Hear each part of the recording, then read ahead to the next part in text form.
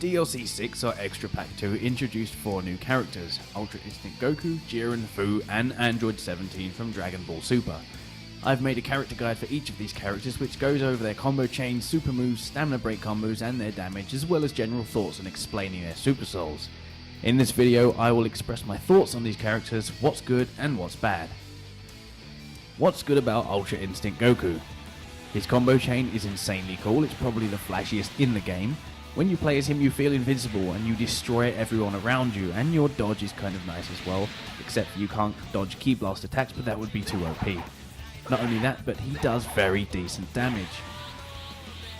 Soaring Fist is a really cool new super move, and Godly Display, as the name would suggest, is an absolute marvel to look at and does ridiculous damage.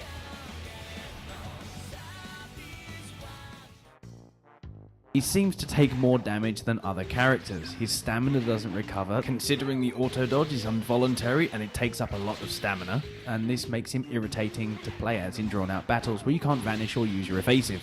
The worst thing in my opinion is his moveset. Godly Display is amazing and Soaring Fist is cool, however, I'm getting tired of seeing Meteor Crash on every DLC character. Kamehameha isn't anything special. Also, I was hoping for his Ultra Instinct Kamehameha used against Kefla, and his ultimate is Super Kamehameha, the most generic move there is for Goku. We don't even get Warp Kamehameha. So what's good about Jiren? Meditation giving you 10 Ki bars is a new idea and it's kind of awesome. Giving Ki auto recovery as well is a nice touch which allows you to use his ultimate Power Rush. This move is really cool, deals insane damage and just looks really awesome. It's a great move and it reminds me of the anime, so it done a really good job there.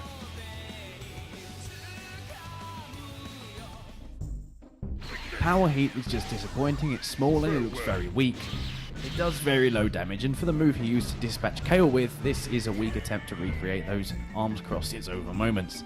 Before he was released I was thinking, please don't give him full power energy wave, that would be such a lazy thing to do. Jiren has full power energy wave. On top of that, there is no eye related moves and he is slow as hell. For a character that can blitz basically anyone in the blink of an eye, he is really slow. And he also has Meteor Crash. So what's good about Fu? When it comes to Fu, they really did a good job with him for the most part. His moves are cool, unique and interesting. Sneaky Strike is a really cool idea, and being able to tag the opponent with Remote Serious Bomb and detonate them whenever you like is a really cool concept. His model is great, and you really feel like he has a personality to explore. His combo chain is flashy, weird and unique too. He does decent damage as well, and is a joy to play as overall. My problems with Fu are quite minor really. His Super Soul stops working when you have less than 75% health, his super moves do very little damage, and Remote Serious Bomb requires 6 Ki bars to use it, which makes it a low damage move when you look at how much Ki it costs. He also lacks a Ki charging move, but as the super moves aren't good enough to spam for damage, I guess you don't really need one. Full Power Energy Blast Volley. Another move that gets slapped on most DLC characters to avoid giving them an original move. Android 17 from Dragon Ball Super, what's good? He does an insane amount of attack damage. His basic attack combo, doing the maximum damage, does almost 7,000 damage. I'm quite sure he has the hardest hitting combo of all characters, including Saiyans with Super Saiyan Blue and data input. That is absolutely ridiculous. Rough Ranger is a cool new skill which reacts differently depending on the attack, and is a very nice addition and improves the game mechanics. His skills not being usable until you take 25% damage is a pretty irritating thing. I find this quite annoying and counterproductive. His combo chain is a little basic, but it does so much damage I can't really count it. By far my biggest complaint is actually his super moves. Aside from Rough Ranger, which I mentioned, his only original move is Side Bridge, which honestly is pretty awful. It doesn't do much damage and it's a distraction at best. All his moves are all non-original. Super Electric Strike is a good move, but we already had that. Full Power Energy Blast Volley again. So how could these have been improved? For Ultra Instinct Goku, don't give us Super Kamehameha, give us a Warp Kamehameha. Modders have already been doing this on PC for quite some time.